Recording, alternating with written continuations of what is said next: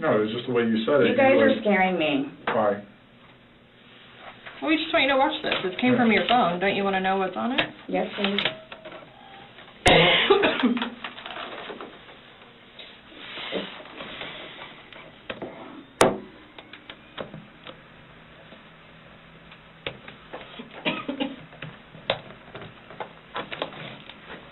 Is it long? Because I don't know how much I can take. No.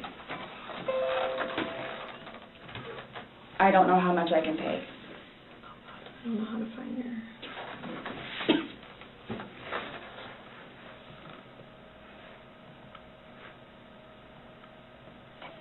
Do I have to watch this? I continuously throw up. I don't sleep. I don't want to see it, if that's okay. Well, it's on your phone, and you can either explain it or we take it for what it is. Yeah. We're just trying to give you the opportunity to tell us what's going on. That's it. It's that long? 2 minutes. No. For everything you've done to me. For everything you've done to me.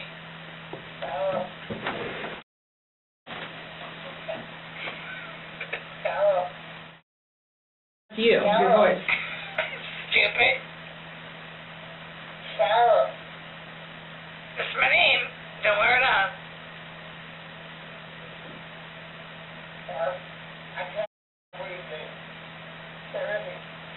Yeah, that's when you do it. You shook me.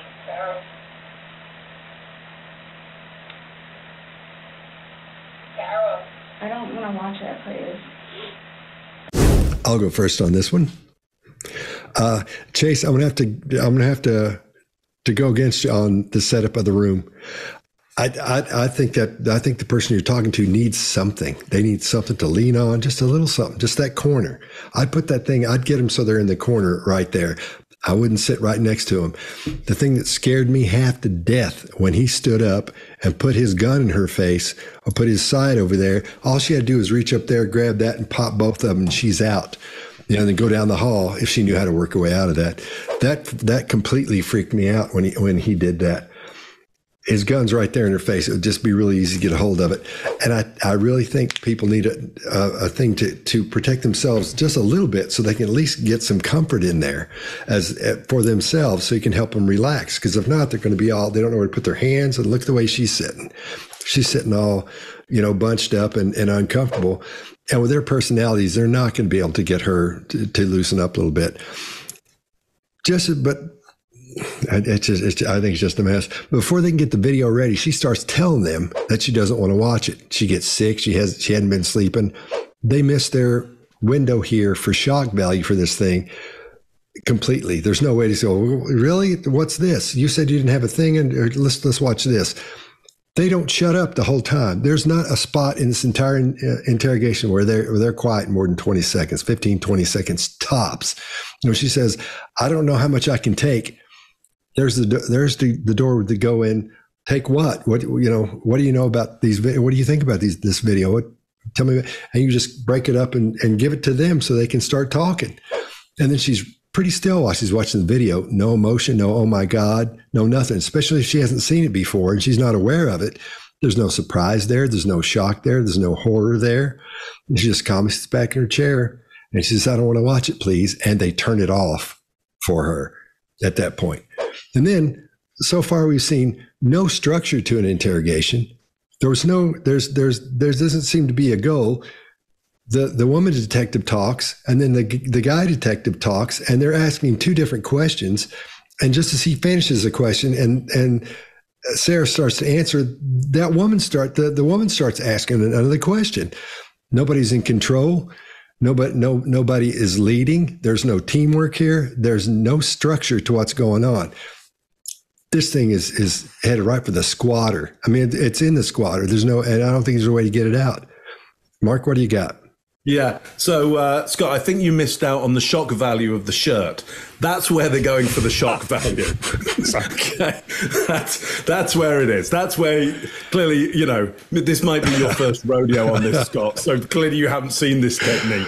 Okay, not yet. But he's leaving with that shirt straight down to Bojangles nightclub. That is exactly where that shirt fits in. Oh. What is he wearing? What is he wearing? Number one, but then he's got the badge there, which, automatically just, he's got the weapon, he's got the badge, he's got this audacious shirt. I mean, there's nothing comfortable about this situation. And look, we're not saying you have to make criminals comfortable, but if you want them to open up to you, you have to give them some basic fundamental comfort levels. This isn't doing it. She goes straight into it. She takes that victim stance. You guys are scaring me. I don't know how much I can take. I continuously throw up. I don't sleep. So she's taking this opportunity of the stress of this situation to cast herself in the victim. She goes more concave. They're not picking up on any of this because they're dealing with their tech right now. And they haven't, that release of the video should be built up to. It seems, I don't know how long they've been there, but in this tape, it seems almost immediately. There you go. There's our ace card. Let's just throw it. Oh, we just screwed it up. Oh, no, never mind. I mean, it's terrible. From the soundtrack in the actual tape that they're showing, and you can probably find that on the internet somewhere. It's pretty grim, so I don't suggest you should go and look at it. But if you want to get a closer listen to that soundtrack, is she glib in that, or is she drunk? What is it about her demeanor there that means she can be so kind of light around what she's saying? Is it slurred? Is she had more than half a bottle or a bottle? Not sure. Or is there a glibness to it? Again, this is a question on my part. I don't have an answer to that, but so far, man, the fashion has done it for me. Chase, what do you got on this one? I don't want to hit too hard on the investigators, because many, many times I'm standing in front of a room with one of those little microphones with 55 detectives, homicide detectives, and I do a show of hands at day one. Who's had interrogation training? Maybe. Or maybe 4 hands go up. Maybe. So a lot of times it would astonish most people how little interrogation training police departments invest in. So here is some interrogation training for you based on this one clip.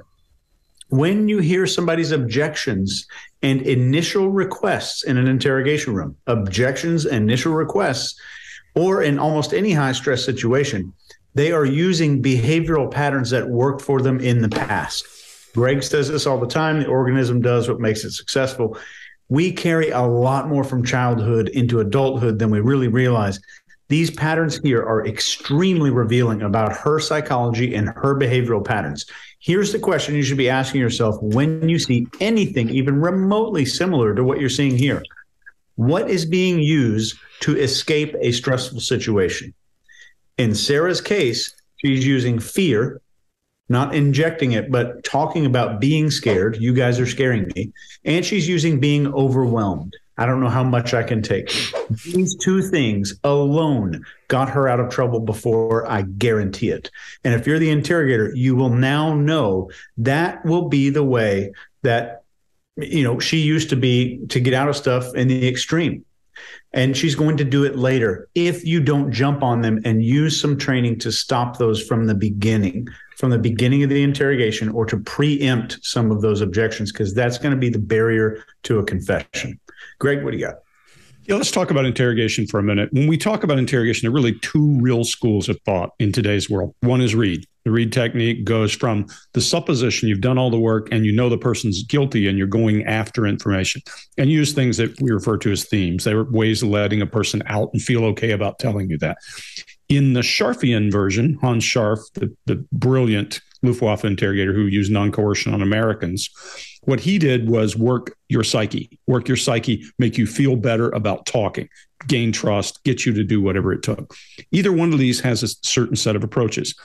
If you're going from Reed, you would give them rational outlets for why this happened at this point. That's the way you go. If you're going from Sharp, when she brought up those accomplishments in the last video, you'd say, tell me more about that. You must be pretty smart. You start working her ego. You're working her right back into the same place so that when you go to say, look, be rational, and she's told you how brilliant she is, you put her at odds with herself. None of that's happening here. And Chase, I agree with you.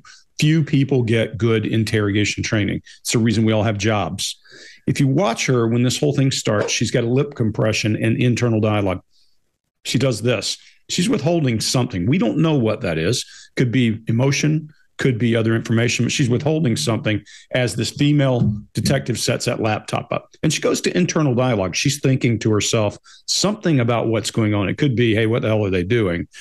And she does this when she says, you're scaring me. Well, we associate this with real stress relief because you're massaging those muscles right in that forehead that show concern and grief and all of those things, and they get knotted over time.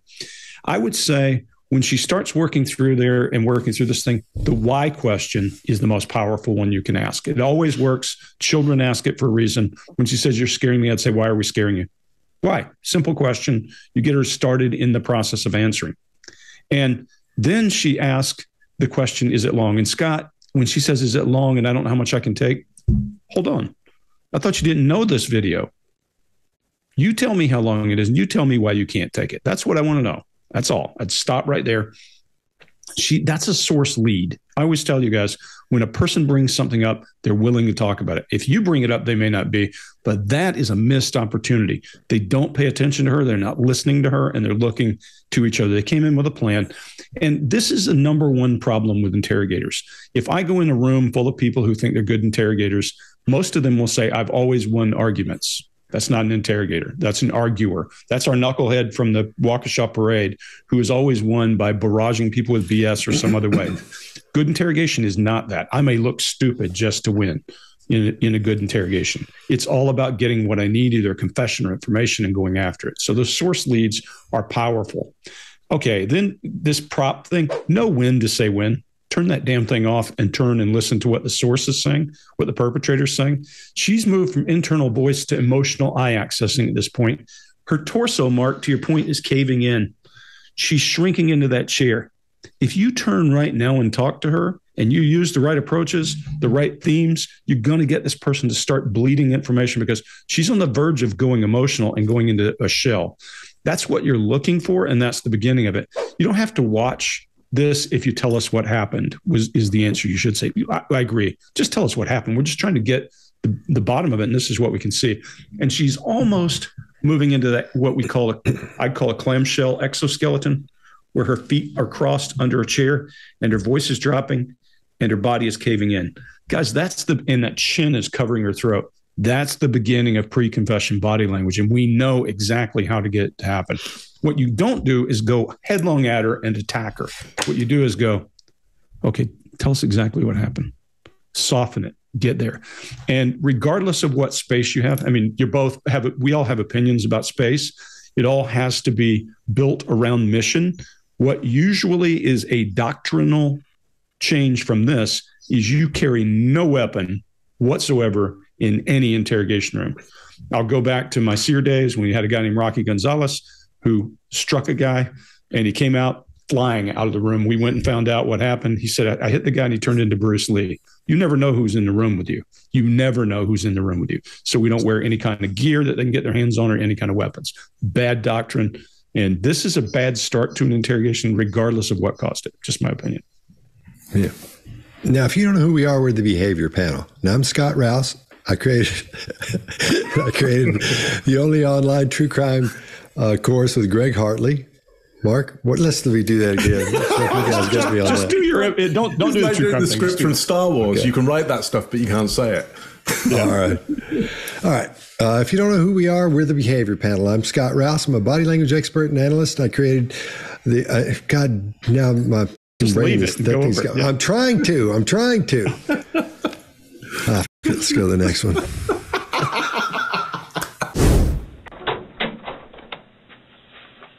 know, it's just the way you said it. You guys You're are like, scaring me. why? Well, we just want you to watch this. This came from your phone. Don't you want to know what's on it? Yes, please.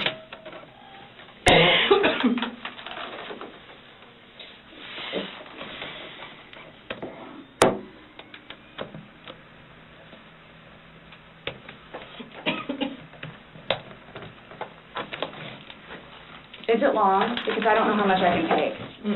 No. I don't know how much I can take. I don't know how to find your...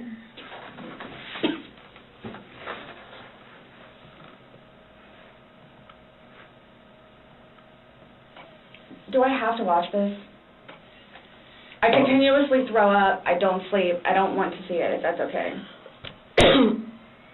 Well, it's on your phone, and you can either explain it or we take it for what it is. Yeah. We're just trying to give you the opportunity to tell us what's going on. That's it. It's that long? 2 minutes. No. For everything you've done to me. For everything you've done to me.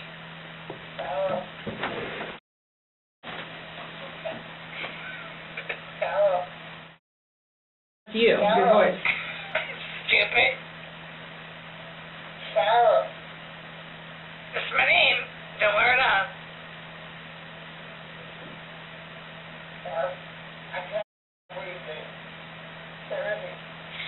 Yeah, that's when you do when you choke me.